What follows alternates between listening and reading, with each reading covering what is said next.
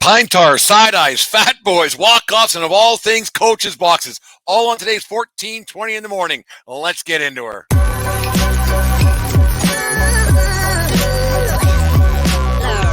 The following is a presentation of the Belly Up Sports Media Network.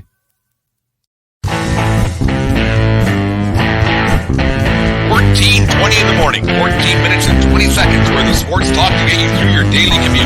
Hot takes, recaps, best bets, and a little humor to get your day going in the right direction. Sit back, grab your coffee, and let's get into it. All right, 14:20 in the morning for this 18th day of May, 2023. Today's show was brought to you by SeatGeek and SeatGeek.com.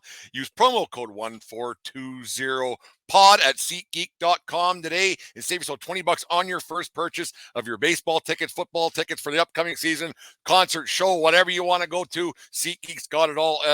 Remember, we are part of the Belly Up Media Network. Make sure you go to BellyUp.com and check out some great articles and the other podcasts that are available on the Belly Up Media Network. And as always, thank you very much for making us a part of your day each and every day here on YouTube and Facebook Live. We appreciate all the support we get on a daily basis.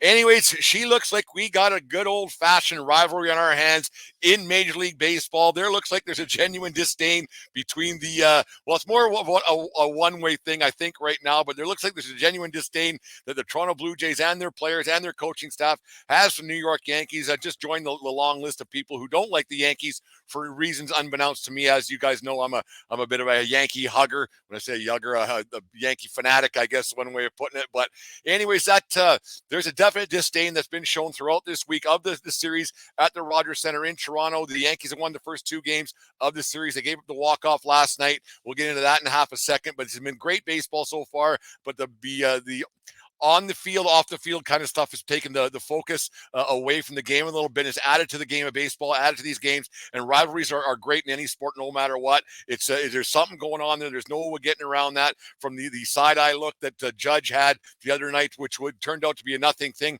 whatsoever, as was first reported here on 14:20 in the morning, that Jackson was probably tipping his pitches, and that's what happened. Because there is pitch calm and everything else, I'm the one who brought it to you first, and it was reported by Ken Rosenthal a day later when he did actually talk to Jackson, and Jackson did admit to tipping his pitches. So that whole thing was a nothing burger at all. Nothing happened at all with that situation. And you go to Alek Manoah over the offseason. He was talking about the biggest cheater in baseball being Garrett Cole, and in the sticky stuff situation. The biggest cheater in baseball isn't Garrett Cole. It's actually Domingo Germán. We'll get to that idiot in half a second too. So there's that situation with Manoah and him not pitching so well, and him doubling down on his talks about the Blue Jays and about the Blue Jays pitching staff, or the Yankees pitching staff with Garrett Cole and him not being a fan. And then you definitely got goes back to Vladdy Guerrero earlier this season. He was asked if he would ever sign with the New York Yankees, and he said no. It stems back to a 2004 situation when George Steinbrenner reneged on a contract situation that he had with his father, Vladdy Sr. Steinbrenner decided to go with Gary Sheffield instead in 2004, and the rest is history. And to this day, Vladdy Jr. has a disdain for the Yankees, a la Ken Griffey Jr. back in the 90s when he said he would never sign with the Yankees. There was a racist undertones with the Yankees back then with Ken Griffey Jr. So it's one of those things you got. Then you have the situation with which I think is the most ridiculous thing I've seen in a long time. I've been around baseball for 40-some years, and then with the Jays manager Schneider doubling down on his talk about the Yankees cheating the other night, stealing signs, everything else, and blaming the coaches not being in the coaches' boxes, which is the most ridiculous thing. Coaches are never in the coaches' boxes. It's stupid to think that's the reason why Judge hit that home run. It was because the pitch tipping had nothing to do with the positioning of the coaches. The coaches are never in coaches' boxes, but for Schneider to double down on that and say that's the reason why that home run was hit is ridiculous to me. It's a dumb statement that should never have been made. Anyways, and then you seen the screenshots. It was quite funny. You seen where the Jays pitching coach or base coaches were sitting and standing on the field, and it was the same situation that the Yankees guys were doing. So then they had to reposition themselves. It's all about angles and dangles and everything else is how that all works out. So it's kind of funny how that it's all quite funny that's the way it all turned out with that situation. And yeah, this is funny. Brutally honest sports, Aaron. The real question is, when is MVP Josh Donaldson coming back? For people who aren't watching on YouTube, I hope never, Aaron. That's the biggest. That's the best answer I can give you on that situation with Josh Donaldson and the president of Josh Donaldson fan club coming back to the Jays anytime soon. It's ridiculous that guy's even allowed to play professional baseball anymore. The way he doesn't hit, for lack of a better term. Anyways, the coach's boxes, Hal Schneider doubled down on that. It was a ridiculous statement when Jackson admitted to Ken Rosenthal he was tipping his pitches. Had nothing to do with the positioning of the coaches, but he has to stick with his story and he has to go with something. So I get Schneider saying that.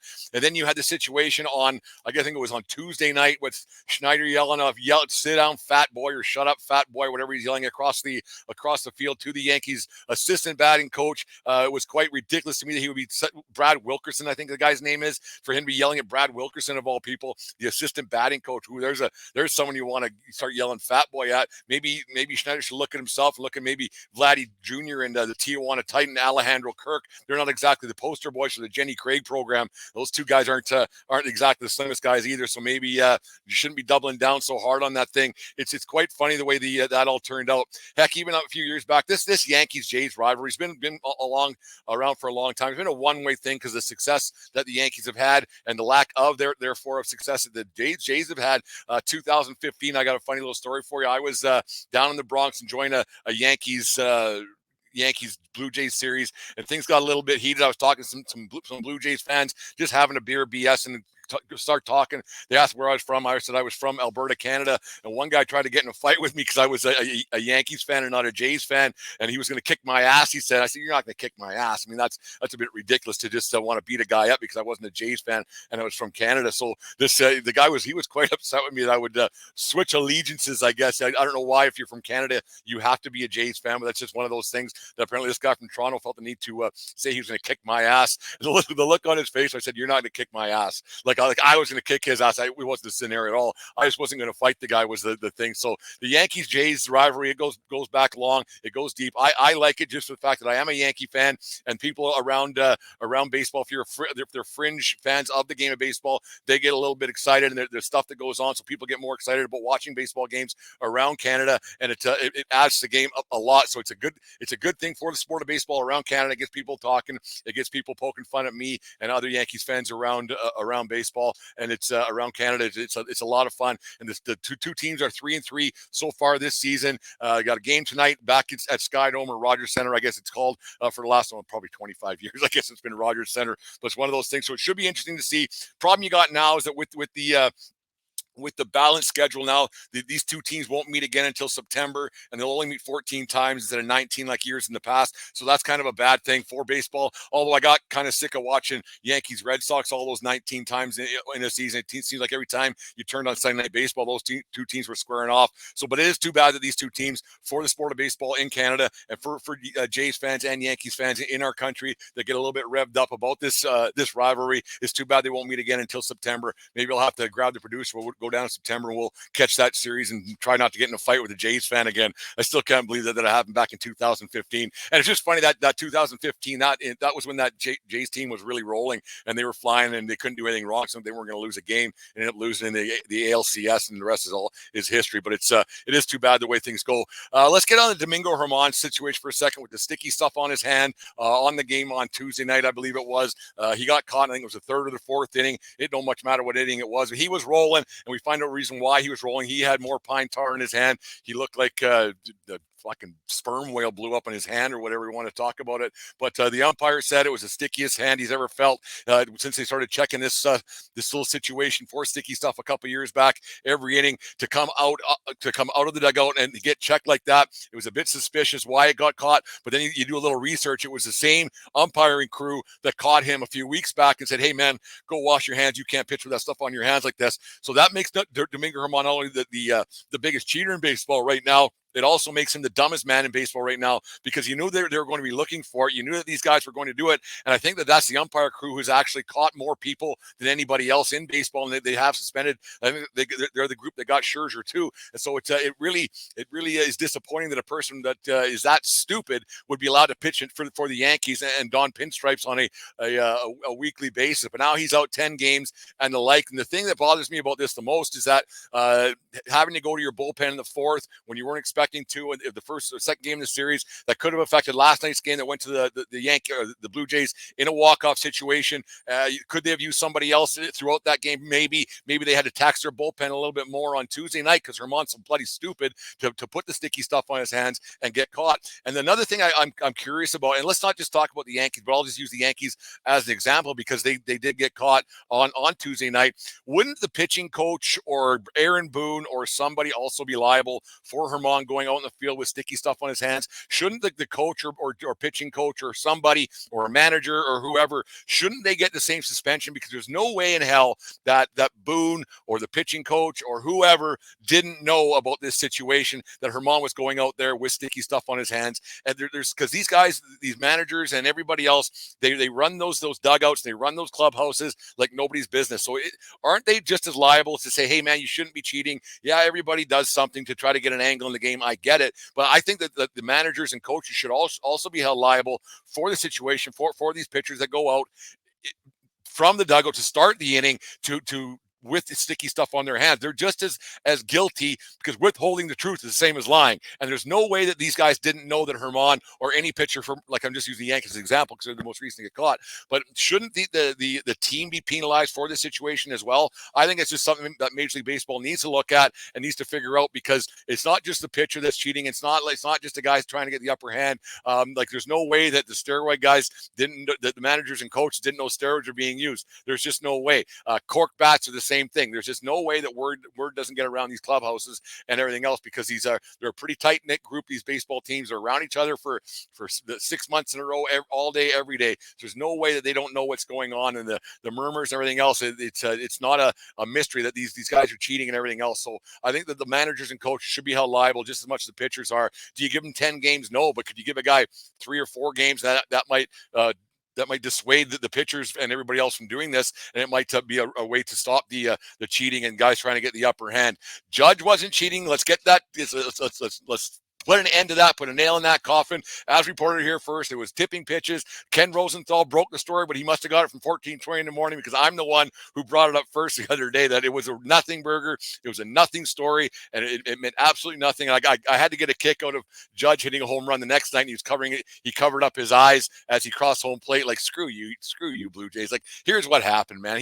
I knew the pitch was coming. He threw 6 sliders in a row. Another one was coming, and I hit it 462 feet. For you guys to claim that I was cheating, I'm the best hitter in baseball right now. Like, I'm the best power hitter in baseball. I'm not the best hitter in baseball, but it's one of those situations that you have. I think here's Aaron from Brutally Honest Sports, for those not watching on YouTube. Aaron says, I think the Yanks are nozzles without a doubt, but the Jays are up there also nowadays. Bunch of crybabies, it always seems, as well. I 100% agree with you, Aaron. Like, I listen to or watch Jays telecasts all the time, and to a man, those guys seem like a bunch of crybaby nozzles. There's no getting around that. And I live with a Jays fan, so I hear it from her as well about the Toronto Blue Jays. God love her, but she's more of the Toronto hugger between the Leafs and the Jays and everything else. It gets a little bit nauseating around here at 1420 World Headquarters. Anyways, there's my rant of the day. It's brought to you by SeatGeek and SeatGeek app. Use promo code 1420pod at SeatGeek.com today for the rant of the day, and save yourself $20. Make sure Hermani's an idiot, the dumbest guy in baseball. Anyways, what do we got for birthdays? And on this day in 1990, Cubs second baseman Ryne Sandberg commits an error in the Cubs' 7-0 win over the Houston Astros in front of 22,972 people at the Houston Astrodome. Sandberg's third inning error was his first of the season, 35 games into the season, and his first in 123 games, a Major League record for second baseman. Sandberg played in 16 Major League Baseball seasons, all with the Cubs, only committed 109 errors in his Hall of Fame careers in 10,279 chances, 109 errors in 10,000 plus chances. That's amazing for a 989 fielding percentage. Sandberg, one of the all-time greats, not only all-time great Cub, but one of the all-time greats in baseball. Class act, hell of a player. He could do it all, but too bad he played for those Cubs teams that were quite bad back in the 80s and the 90s. But anyways, Ryne Sandberg, one of the all-time great, committed an error. God bless him for committing one error. And any happy birthday to Hockey Hall of Famer Jari Kurri, born on this day in Helsinki, Finland, 63 years old today. Kurri played in the NHL for 17 seasons with stops in Edmonton, LA, Anaheim, the Rangers, and Colorado. 601 games, his 601 goals, 798 assists for 1,399 points. Kurri, 5 cups in Edmonton, widely known as Gretzky's right-hand man, and was elected into the Hockey Hall of Fame in 2001. Kurri, one of the all-time greats to ever play the game, had his number hoisted up in the Raptors in Edmonton. A hell of a career with the Oilers, all those powerhouse Oilers teams over the years. You wonder if it was all Gretzky or it was all or half Kurri or what it was, but he definitely didn't hinder his career playing with Wayne Gretzky back in those high-flying 80s days with the Edmonton Oilers. I think I could have got 50 or 60 points for the Oilers back then. Anyways, there's my talk for today. Happy birthday to Jari Kurri, born on this day 63 years ago in Helsinki, Finland. Anyways, don't know if I'm going to get one of these out tomorrow morning. Have a baseball tournament here in Lethbridge. We're the CCBC championships are on. I got the plate on the 1 o'clock game today. If you're around Lethbridge, come down and check out the game, or it'll be up on some streaming service. So if you're watching us, maybe you can find that game, watch me umpire and heckle me from behind the scenes and everything else. If you can't get down to Spit Stadium and enjoy the games today, they're all weekend long. So maybe if you get down to watch some great baseball, if you're in the Southern Alberta area, come and check it out. Sunshine and the smoke cleared from the fires a little bit, which is nice. So that's a good thing. It was pretty bad around here, and I hope for the best for all the people, the wildfires up in central and northern Alberta. It's not a good situation you got going around there, but I don't want to say thoughts and prayers, because whenever you say thoughts and prayers, something bad always happens, because thinking and praying doesn't fix it. It'll be rain and water bombers that'll fix that situation. But here's to all the people that are up in Edmonton area and north. They're dealing with the wildfires.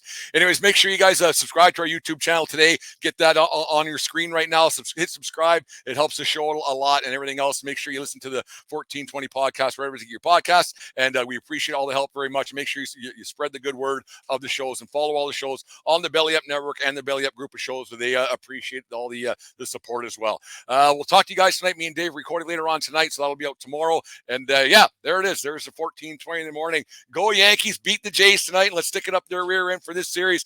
Have a good day, folks. We'll talk to you tomorrow. And remember, it doesn't matter where you are, it's who you're with. SeatGeek is the ticketing app for fans like the High Five Strangers guy. Game-winning interception. First down. Just a nice, solid tackle. If you're in arm's length, you will be swapping skin with this extra berth. You see, he knows SeatGeek got him a great deal on tickets, so he can focus on what he does best, smacking palms. SeatGeek handles the tickets to sports, concerts, and more, so fans can fan.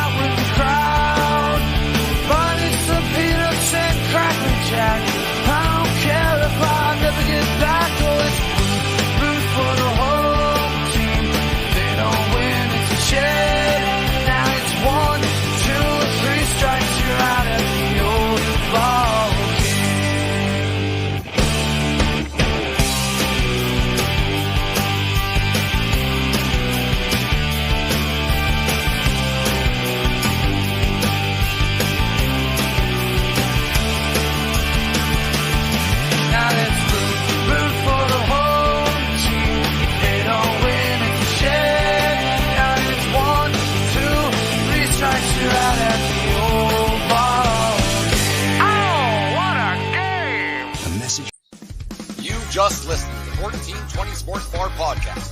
4 beer with the sports talk and a whole lot more. We are part of the Belly Up Media Network. Let's get into it.